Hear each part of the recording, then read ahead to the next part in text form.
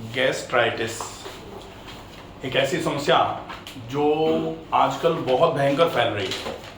पेट भारी हो जाता है, पेट में मरोड़ हो रही है, आंव आ रही है मल के साथ चिकनाई आ रही है, पेट एक बार में अच्छे तरीके से साफ नहीं हो पा रहा है, गर्दन भारी हो रही है। जैसे जनरली बहुत सारे पेशेंट बताते हैं ना कि गर्दन बहुत भारी हो रही है, यहाँ ये सूजन आ रही है, गर्दन में हमेशा दर्द लगा रहता है, सिर हमेशा भारी भारी रहता है, आंखों में ऐसा लगता है जैसे किसी ने पत्थर रख रखा हो पलकों के ऊपर, तो भारी रहती हैं आंखें, माथा हमेशा गर्म रहता है, आंखों में से हमेशा आग सी निकलती रहती है, मन अस्थिर हो गया है, मन की स्थिरता, यहाँ बैठे हैं तो यहाँ से भागना है, कहीं और गए तो वहाँ से यहाँ आना है, तो स्थिरता बिल्कुल लगभग शून्यता की तरफ चली जाती है।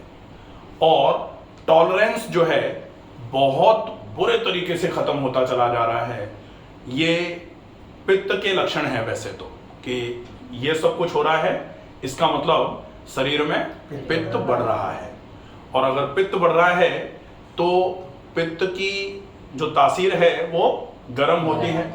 जैसे पूरी सृष्टि में सूर्य होता है ना, सूर्य की तासीर कैसी होती है? गर्म।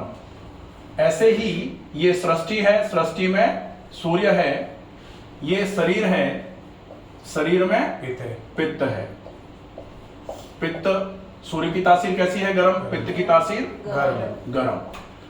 सूर्य की नितांत आवश्यकता भी है। अगर सूर्य मान लो नहीं हो तो बड़ी गड़बड़ हो जाए, और सूर्य मान लो अपनी पूरी गर्मी एकदम से देना चालू कर दे, सूर्य का ताप ही ताप आए, चंद्रमा ना हो तो भी बवाल हो जाए। ऐसे ही यहां पित्त की आवश्यकता तो है, लेकिन पित्त जब वृद्धि पर जाता है तो प्रॉब्लम कर देगा, और पित्त की जब कमी हो जाती है तब भी प्रॉब्लम होना चालू हो सकती है। तो ये तो हो गया आयुर्वेद के संदर्भ में। अब हम देखेंगे कि गैस्ट्राइटिस जो टॉपिक है ये क्या होता है। गैस्ट्राइटिस जब बोला जा रहा है गैस्टर प्लस आइटिस, तो जब गैस्टर प्लस आइटिस बोला जा रहा है, ऐसे में गैस्टर का मतलब क्या होता है? गैस्टर मतलब स्टमक। लैटिन में स्टमक को गैस्टर बोला जाता है, और अगर लैटिन में गैस्टर बोलते हैं स्टमक को, तो इस स्टमक पर जब आइटिस होती है, ये इस तरीके से, ये आहार नाल आई, आहार नाल ऐसे चली, और यहां इस तरीके से एक स्ट्रक्चर बनता है जिसको, इसको क्या बोला जाता है? स्टमक। हिंदी में क्या बोलते हैं इसको? आमाशय। और लैटिन में बोलते हैं गैस्टर। ठीक है, तो लैटिन में जब इसको गैस्टर बोलते हैं, और ये गैस्टर क्या है? यहां से लेकर के यहां तक का ये पूरा हिस्सा जो है ना, इसको गैस्टर बोला जा रहा है। ठीक है, और जब इस पर आइटिस होती है, इन्फ्लेमेशन होता है, इन्फ्लेमेशन मैंने पहले भी बताया हुआ है कि इन्फ्लेमेशन का मतलब क्या होता है? 5 साइन जहां आए वहां इन्फ्लेमेशन माना जाता है। 5 साइन कौन से आए? जैसे इसमें इसकी दीवार पर सूजन आ जाए अंदर से, इसकी दीवार में लालामी आ जाए अंदर से, लालामी को क्या बोला जाता है? रेडनेस, या फिर एरिथमेटस। हाँ, एरिथमेटस मतलब लाल लाल सा हो रहा है, जैसे बोलते हैं ना एरिथ्रोसाइट। एरिथ्रोसाइट क्यों बोलते हैं? क्योंकि लाल रक्त कणिकाएं। तो ऐसे ही यहाँ एरिथमेटस है तो लालामी मानी जाती है। इसके अलावा तीसरा जो साइन होता है वो होता है गर्मी, हाँ, हीट। चौथा होता है पेन, और 5वां होता है लैक ऑफ फंक्शन। तो ये जहां पांचों साइन आएंगे, ये पांचों साइन जहां आ जाएंगे, वहां इन्फ्लेमेशन को डिनोट किससे करते हैं? आइटिस। और अगर गैस्टर पर आइटिस जोड़ दिया जाएगा तो क्या हो जाएगा? गैस्ट्राइटिस। पूरा मिलाकर के बोलने लग जाते हैं गैस्ट्राइटिस। ठीक है, अब गैस्टर क्या है? यहां से लेकर के पूरा यहां तक का हिस्सा, पूरा ये हिस्सा। तो ये गैस्ट्राइटिस में बहुत सारे डिवीजन होते हैं। गैस्ट्राइटिस किसी किसी को तो ये गैस्ट्राइटिस जो है ना कैसी हो जाती है? पैन गैस्ट्राइटिस हो जाती है। पैन गैस्ट्राइटिस का मतलब क्या है? पैन का मतलब क्या होता है, जैसे बोलते हैं ना पैन इंडिया, कोविड हुआ था, पैन वर्ल्ड, पूरे पैन वर्ल्ड मतलब पूरे के पूरे वर्ल्ड में। तो पैन गैस्ट्राइटिस का मतलब क्या होगा, पैन मतलब पूरे के पूरे स्टमक में, मतलब यहां से चालू हुआ और यहां तक हो सकता है, ठीक है, तो इसको बोला जाएगा पैन गैस्ट्राइटिस। अब अगर मान लो पैन गैस्ट्राइटिस नहीं, हम कह रहे हैं फंडल गैस्ट्राइटिस। फंडल गैस्ट्राइटिस का मतलब क्या है, ये जो फंडस एरिया है, ये जो स्टमक के अपन पार्ट देखेंगे ना, तो स्टमक के पार्ट अगर इसको ऐसे करके यहां से ये हटाओ, केवल स्टमक रह जाए, ये स्टमक रह गया, ठीक है, ये है। अब इस स्टमक का ये जो पार्ट होता है पहला वाला, इसको बोला जाता है कार्डिया, ठीक है। दूसरा ये वाला जो उभरा हुआ पार्ट है, ये इसको बोला जाता है फंडस, ठीक है। तीसरा ये जो पार्ट होता है, ये तो हो गया, ये उभरा हुआ वाला हिस्सा जो है ना ऊपर वाला, ये फंडस हो गया। तो ये जो है ये वाला हिस्सा, इसको बोला जाता है, ये वाले हिस्से को पूरे को बॉडी, ठीक है। और फिर ये जो रह जाता है ये वाला हिस्सा, इसको बोलते हैं पाइलोरस। अब पाइलोरस जो है ये दो भागों में डिवाइडेड होता है, कौन से में, एक तो पाइलोरिक एंट्रम और दूसरा पाइलोरिक कैनाल। तो ये एंट्रम जो है, पाइलोरिक एंट्रम, ये बहुत ही स्पेसिफिक पार्ट है, क्योंकि जब भी गैस्ट्राइटिस होती है सबसे ज्यादा चांसेस होते हैं इस हिस्से पर गैस्ट्राइटिस होने के, ये वाला हिस्सा जो है ना, ये क्यों, क्योंकि जब भी हम किसी डब्बे में कोई फ्लूइड या फिर सेमी सॉलिड चीज भरते हैं तो वो कहां भरी जाती है, सतह पर। सतह पर। सतह कहां है, सतह ये तो लॉक है, हाँ, पाइलोरिक स्फिंक्टर बोला जाता है, यहां तो ये लॉक है, तो यहां से भरना चालू होगा और ऐसे ऐसे करके यहां तक भरेगा। ज्यादा खा लिया तो बॉडी को भी कवर करेगा, और ज्यादा खा लिया तो पूरी बॉडी को कवर कर लेगा। और कभी कभी कहते हैं ना कि गले तक खा लो, तो गले तक खा लो मतलब पूरा फंडस भी भर दिया और अब एकदम से गले तक ऐसे करके खाना ऊपर की तरफ आना चालू हो गया, जिसको कहते हैं ना कि कब तक खाओगे, उल्टी होना चालू हो जाए तब तक खाएंगे क्या, तो वो पूरा पेट बिल्कुल भर जाता है, उसके बाद खाना बाहर की तरफ आना चालू होता है, तब ये खाना फंडस में भी भर जाता है, ये स्थिति है, ठीक है। तो फंडल गैस्ट्राइटिस अगर फंडस पर हो रही है, तो अगर बॉडी पार्ट पर हो रही है तब इसको बोला जाता है सिंपल गैस्ट्राइटिस। या फिर बॉडी पार्ट में अगर यहां एंडोस्कोपी कराई, एंडोस्कोपी कराते हैं जनरली, जब गैस्ट्राइटिस किसी को हो रही होती है तो एक टेस्ट कराया जाता है, टेस्ट कराते हैं तो 3 टेस्ट हो सकते हैं वैसे तो। 3 टेस्ट कौन से होते हैं, पहले नंबर पर तो हम ये मान लें कि हमने पहले एंडोस्कोपी नहीं कराई है, पहले नंबर पे हमने क्या कराया, सोनोग्राफी, सोनोग्राफी करा दी। सोनोग्राफी में क्या आएगा, ज्यादा से ज्यादा अगर कुछ आ सकता है तो ये आ जाएगा, जैसे ज्यादा ही गैस्ट्राइटिस हो रही है, थोड़ा बहुत पेट की ज्यादा खराबी आई है तो हो सकता है लिवर पर थोड़ा सा फैट जमा आ जाए, फैटी लिवर आ जाए ग्रेड 1, ठीक है। या फिर हो सकता है बॉवेल लूप्स जो हैं, इंटेस्टाइन्स जो हैं, ये वाली जो ऐसे करके छोटी आंख चलेगी यहां, उन बॉवेल लूप्स में क्या भरा रहेगा, एयर भरी रहेगी, गैस भरी रहेगी, हाँ, तो वो हो सकता है एयर जो एयर जो है ना वो भरा हुआ बॉवेल लूप्स में, वो आ सकता है आपके सोनोग्राफी में। और अगर सोनोग्राफी में और कुछ आ रहा है तो सिर्फ ये आ सकता है कि गैस्ट्रिक डिस्टेंशन है, पेट जो है ना फूला हुआ सा लग रहा है, क्योंकि पेट को देखते हैं, पेट को देखेंगे अगर पेट का साइज फैला हुआ फूला हुआ लग रहा है तो वो ये लिख के दे सकते हैं कि गैस्ट्रिक डिस्टेंशन है। पेट बाहर से, क्योंकि सोनोग्राफी के अंदर से तो कर नहीं रहे, सोनोग्राफी तो ऐसे करके देख रहे हैं, ऐसे करके देखा तो पेट में यहां ऐसा लगेगा जैसे पेट थोड़ा सा, स्टमक जो है ना वो डिस्टेंडेड है, तो हो सकता है स्टमक डिस्टेंशन लिख के दे दे। सोनोग्राफी इतना ही बता सकती है। सोनोग्राफी के बाद दूसरे नंबर पर आपने CECT एब्डोमेन करा लिया। CT एब्डोमेन मतलब कंप्यूटर टोमोग्राफी ऑफ एब्डोमेन।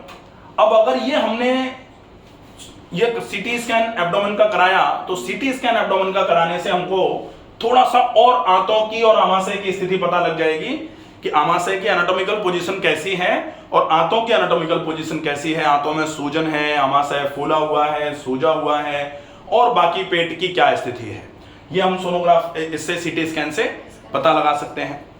लेकिन इरोजन हो रहे हैं, जो छिलाव आ गया है स्टमक में या डियोडिनम के पहले वाले पार्ट में, या फिर वो छिलाव ज्यादा हो गया है, या फिर अल्सर हो गए हैं, ये जो है ना, ये बिना अंदर की स्थिति को देखे, बिना ऐसे करके कुछ डाल करके, जब तक यहां नहीं देखा जाएगा अंदर क्या है डब्बे में, जैसे डब्बे को हम ऊपर से देख रहे हैं तो डब्बा ऊपर से दिखाई दे रहा है, लेकिन डब्बे में हमने कैमरा डाल दिया और फिर हम अगर देख रहे हैं टीवी पर तो डब्बे के अंदर का दिखाई देगा हमको। तो ऐसा मान लो ये डब्बा है, इसके अंदर का देखना है तो मुंह से होते हुए एक एंडोस्कोप जिसको बोला जाता है, जिसके एंड पे कैमरा लगा रहता है, वो मुंह से होते हुए इंसर्ट कराया जाता है, यहां लाया जाएगा और फिर वो पूरा का पूरा ऐसे देखेगा कि इसमें पूरे स्टमक में क्या हो रहा है। वो होती है एंडोस्कोपी। अगर हमने एंडोस्कोपी कराई तो ये क्या क्या बताएगी। अब एंडोस्कोपी अगर कुछ हो रहा है तो क्या क्या वो डायग्नोज करा सकती है। सबसे पहले नंबर पर एंडोस्कोप अगर मान लो गैस्ट्रिक इरोजन है तो वो आपको फंडल एरिया पर है तो वो बताएगा कि फंडल गैस्ट्राइटिस है, ठीक है, गैस्ट्रिक इरोजन है, एरिथमेटस है फंडल एरिया, या फिर बॉडी पार्ट अगर मान लो कहीं इरोडेड लग रहा है, छिला छिला सा लग रहा है, स्क्रैचेस लग रहे हैं उसमें, तो वो ये बता देगा कि बॉडी में स्टमक का जो बॉडी पार्ट है उसमें इरोजन्स हैं, उसमें हल्के स्क्रैचेस आए हुए हैं, वो लाल हो गया है, वहां सूजन आई हुई है, ये बता देगा। फिर वो जब एंडोस्कोप और पूरे अच्छे तरीके से देखेगा तो वो देखेगा कि भाई फंडस देख लिया हमने, बॉडी देख ली हमने, अब एंट्रम देखना है। तो एंट्रल एरिया कैसा है, तो एंट्रल एरिया पर अगर लालामी या छिलन जो है ना, जो स्क्रैचेस हैं वो जब ज्यादा, इरोजन जब ज्यादा होते हैं तब बोला जाता है एंट्रल गैस्ट्राइटिस। गैस्ट्राइटिस तो इसलिए क्योंकि स्टमक का ही तो पार्ट है, लेकिन स्टमक में स्पेसिफिकली कहां प्रॉब्लम आ रही है, एंट्रम ऑफ स्टमक, इसलिए बोला जाएगा एंट्रल गैस्ट्राइटिस, ठीक है। अब एंट्रल गैस्ट्राइटिस हो गई, एंट्रल गैस्ट्राइटिस, अब ये तो पाइलोरिक एंट्रम हुआ, पाइलोरिक कैनाल हो गई। अब पाइलोरिक कैनाल हो गई तो कैनाल मतलब एक एंट्रम का ही लॉन्गिट्यूडनल हिस्सा है, आगे की तरफ बढ़ता हुआ हिस्सा है, और जहां कैनाल खत्म होती है वहां पाइलोरिक स्फिंक्टर होता है, द्वार होता है, और वहां के बाद छोटी आंत का पहला वाला पार्ट जिसको डियोडिनम बोलते हैं वो चालू हो जाता है। तो डियोडिनम चालू हो गया। कभी कभी ये जो एंडोस्कोप है इसको ऐसे इंसर्ट कराते हुए डियोडिनम तक भी, ये जो पाइलोरिक स्फिंक्टर है यहां से भी क्रॉस करा लेते हैं और वो इस हिस्से को भी देख लेते हैं हम कि भाई कहीं ऐसा तो नहीं है कि डियोडिनम में भी कोई प्रॉब्लम आ रही हो। अच्छा, डियोडिनम में प्रॉब्लम क्यों आ सकती है, क्योंकि अगर एंट्रल हिस्से में या गैस्टर पर इन्फ्लेमेशन है तो वो इन्फ्लेमेशन जब खाना वो वाला उतर करके नीचे की तरफ आता है तो वो उसके साथ में अगर कहीं कोई इन्फेक्शन है या फिर कहीं कोई पॉइजनिंग का सिम्टम था तो वो उस फूड के साथ में यहां तक भी आएगा और वो इन दीवारों को भी इरोड कराने का काम कर सकता है, जिसकी वजह से इसको बोला जाता है डियोडिनाइटिस, ठीक है। डियोडिनाइटिस मतलब जो डियोडिनम बोला जाता है इसको, इस डियोडिनम में इन्फ्लेमेशन हो जाएगा। कौन से वाले साइन, वही 5 साइन जो स्टमक पे आ रहे थे, गैस्टर पे आ रहे थे, तब हम वहां गैस्ट्राइटिस बोल रहे थे। अगर वही 5 साइन यहां डियोडिनम पर आना चालू हो जाएंगे तो हम बोलेंगे डियोडिनाइटिस, ठीक है। तो ये तो क्लियर है कि ये प्रॉब्लम अगर कुछ एंडोस्कोपी में लिखा हुआ आया तो ये आएगा। अब एंडोस्कोपी में एक दो चीजें और लिखी हुई आती हैं। एंडोस्कोपी जैसे हम देखते हैं ना, बहुत सारे लोग एंडोस्कोपी करा के लेके आते हैं। जैसे अभी भी कई पेशेंट हैं जो अपनी एंडोस्कोपी लेकर के आए हैं, जो बिल्कुल दुबले पतले से लोग होते हैं, जो बार बार आपसे आके एक चीज को पूछेंगे। क्यों? क्योंकि उनकी जो बैलेंसिंग स्टेट है वो थोड़ी सी प्रॉब्लम में है। अभी उनको अभी क्या है, वो भ्रम की स्थिति पैदा हो ही जाती है। गैस्ट्राइटिस का रोगी ऐसा होता है कि वो एक बार में अच्छे तरीके से संतुष्ट नहीं हो पाएंगे, उनको अपने को समझाना पड़ेगा, और वो उनका नेचर नहीं है, वो उनकी बीमारी का नेचर है, ठीक है, वो उनकी समस्या का नेचर होगा। तो अब उसमें और क्या क्या आएगा, अगर हमने एंडोस्कोपी कराई तो ये गैस्ट्राइटिस या पैनगैस्ट्राइटिस या फंडल गैस्ट्राइटिस या फिर बाकी के जो भी प्रॉब्लम्स थे, एंट्रल गैस्ट्राइटिस या डियोडिनाइटिस, ये तो लिख के आ गया। अब अगर और कुछ आ रहा है तो और क्या क्या आ सकता है वो देखो। और क्या क्या आएगा, एक प्रॉब्लम जो होती है GERD, ये भी लिख करके आ सकती है। ये क्या है? ये है गैस्टर, ये है एसोफेगस, ये है रिफ्लक्स।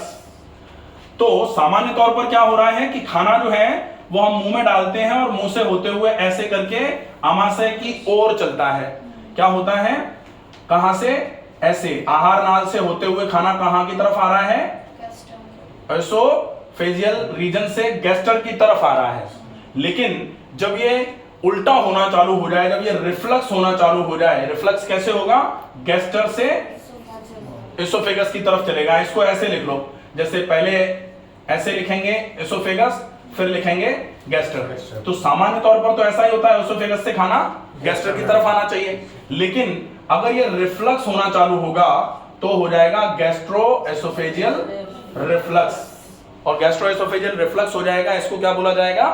डिजीज है ये, तो डिजीज GERD। ठीक है, अब ये क्यों होगा? ठीक है, GERD तो हो गया, पता लग गया कि GERD हो रहा है, GERD लिख दिया। अब GERD कैसे डायग्नोस होगा? एंडोस्कोपी कैसे बताएगी कि GERD हो रहा है?